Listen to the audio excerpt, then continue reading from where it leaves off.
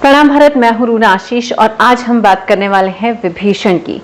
आपने कई बार सुना होगा, कई बार हिंदी साहित्य में पढ़ा होगा, घर का भेदी लंका ढाए, यानी कि घर के जो भेद है वो बाहर ना बताया जाए, शिक्षा इस बात की दी जाती है। जैसे कि विभीषण जब उन्होंने भगवान राम और हनुमान जी इनकी मदद की और अपने भाई रावण की मृत्यु कैसे होगी इसके बारे में पूरी जानकारी जो है भगवान राम को दी थी, तब जाके भगवान राम रावण, जिन्हें कि अमरत्व का वरदान भी मिला था कुछ शर्तों के साथ, तब उन्होंने कहा था, विभीषण ने कहा था कि राम जी, इनके नाभि में आप तीर भेदिए, क्योंकि उनका जो अमृत कलश है वो उनके पेट में नाभि के पास छुपा हुआ है।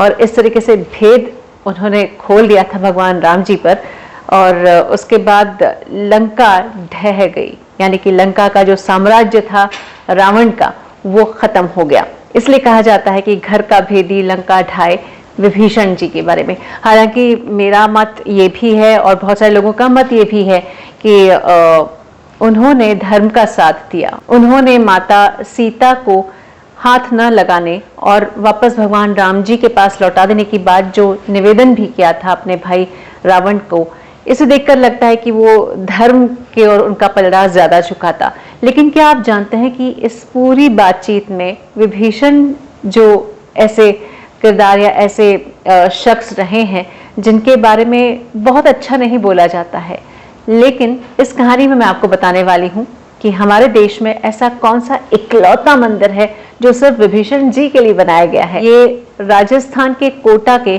कैथून इलाके में बसा हुआ मंदिर है। ये जो है, इनका सिर्फ एक सिर ऊपर है, बाकी का जो धड़ है वो जमीन में गड़ गया है। इसके बारे में किंवदंती भी मशहूर है। कहा जाता है कि दशरथ नंदन श्री राम जी, जब उनका राज्याभिषेक हो रहा था, तब भगवान शंकर जी और हनुमान जी आपस में बात कर रहे थे कि चलो हम भी जाएंगे, क्योंकि वहां पर बड़े सारे देवता देवी मौजूद हैं, बड़े बड़े ऋषि मुनि भी पहुंच चुके हैं, तो हम भी जाएंगे। और ये बात विभीषण जी ने सुन ली और विभीषण जी ने कहा चलिए मैं भी साथ में हो लेता हूँ।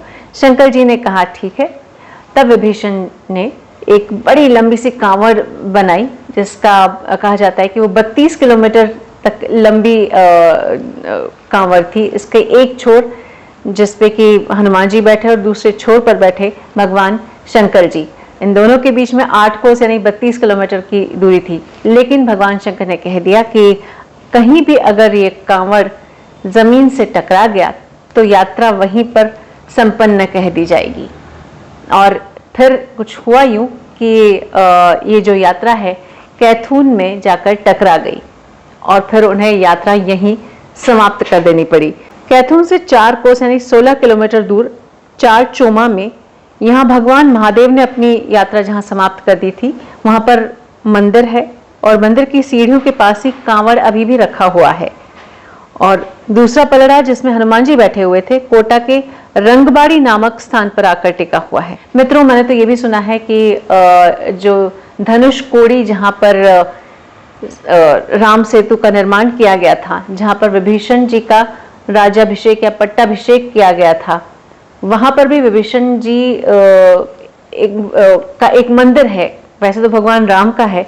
इसके मंदिर के जो सामने का दृश्य हमको ये दिखाई देता है कि वहां पर भगवान राम हैं, फिर लक्ष्मण जी हैं, हनुमान जी हैं और साथ ही में विभीषण जी भी, उनकी भी मूर्ति लगाई गई है। लेकिन हमारे देश में इकलौता विभीषण को विभीषण के नाम पर बनाया गया ये अकेला मंदिर है जो कोटा के कैथून इलाके में बसा हुआ है। और कहा यह भी जाता है कि ये जो मंदिर है विभीषण का, वो हर साल एक दाने के बराबर जमीन में धंसता जा रहा है। क्या आप कभी इस मंदिर में गए हैं?